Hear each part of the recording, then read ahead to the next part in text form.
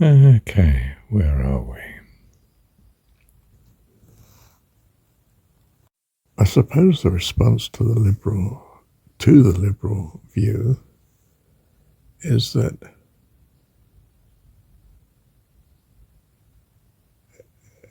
endless negotiation without coming to a firm conclusion as to what is right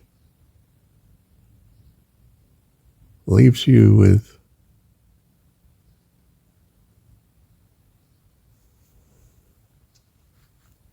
a harmony that's less important than the need to be right on certain issues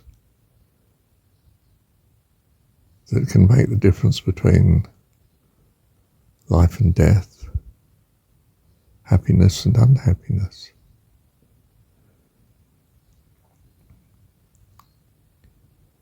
In other words,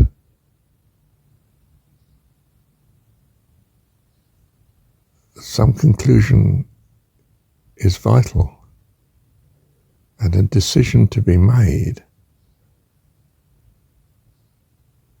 is not avoidable. The decision must be made, one way or another, not simply shelved or suspended by a desire for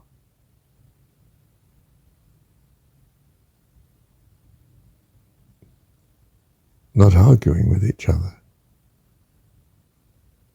not continually pressing for the solution.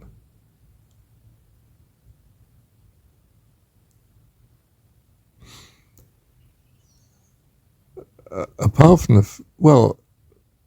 a bit like the fact, that 10,000 lemmings can't all be wrong in jumping off the cliff.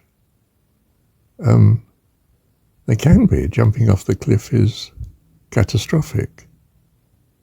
And it's best if we don't, in a sense, run with the herd.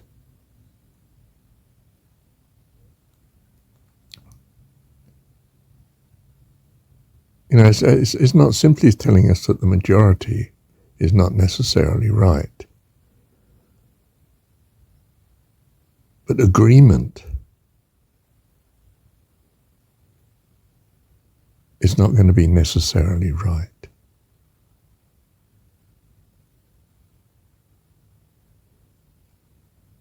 The need to have agreement is not of greater value to us than being right. Being right is far more important, because if we agree but are wrong, we're all dead. Or in hell, or, whatever.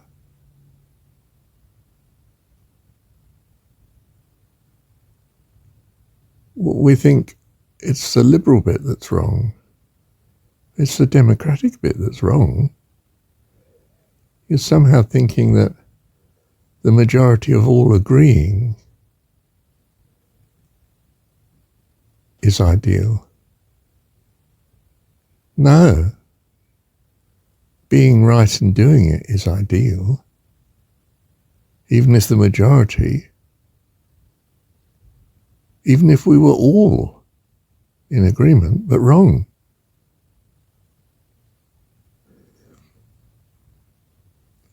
In other words, the individual that does not agree cannot give way for some greater benefit, namely agreement to the will of the majority. But the will of the majority are willing, arguably, say, for an atomic war, which could wipe us all out. They don't seem to. Well, they seem to be cavalier about this risk.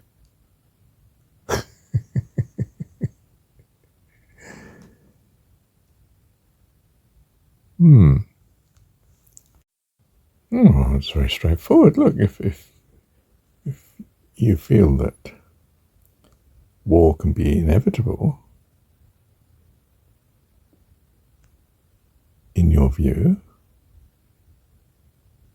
then you've nothing to lose. by switching to a belief system in which war is not inevitable.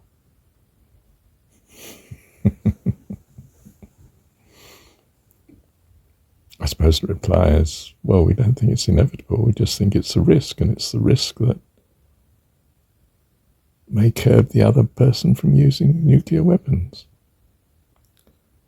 And the reply is yes, and it may not curb you from using them, given you've got them. In difficult situations, you might just choose to use them.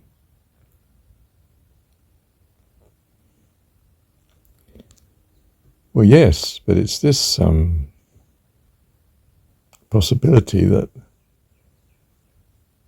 might keep the enemy in check, knowing that we, if pushed too far, might well resort to them.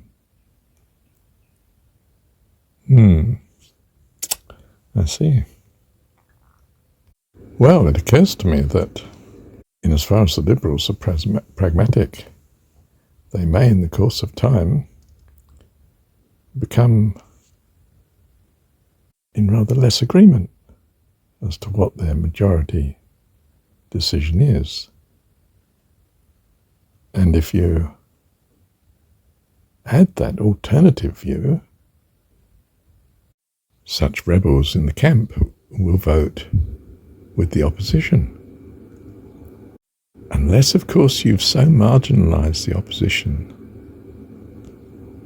that they don't have a vote.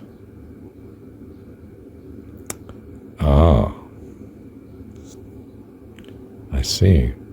What a temptation that would be for the Liberal Democrats to be rather illiberal with those that don't agree with liberal democracy. And that's the current fear, isn't it? And the current conspiracy theories are rife in that regard. Well, one man's freedom fighter is another man's terrorist. And one man's critic is another man's conspirator. He who controls public opinion controls the decision-making of democracy. Potent freedom of thought turns on freedom of access to information and freedom of speech, without which there can be no democracy. And democracy cannot then be safe. Or should I rather say, have the possibility of being safe. Of course, what we're really interested in is whether whatever the democracy is the best choice. And that turns on what your values are, of course. Thank you, Heavenly Dad.